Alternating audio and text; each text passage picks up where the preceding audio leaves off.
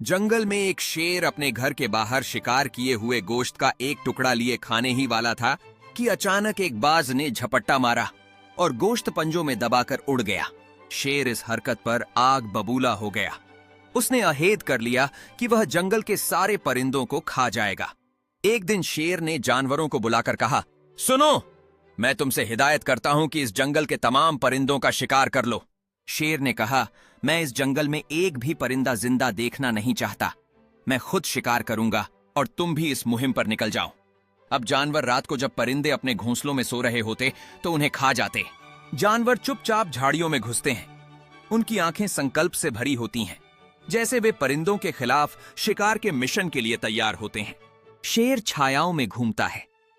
उसकी आंखें शिकार की मंशा से चमकती हैं, जबकि वह जंगल में परिंदों के किसी भी हलचल का इंतजार कर रहा होता है।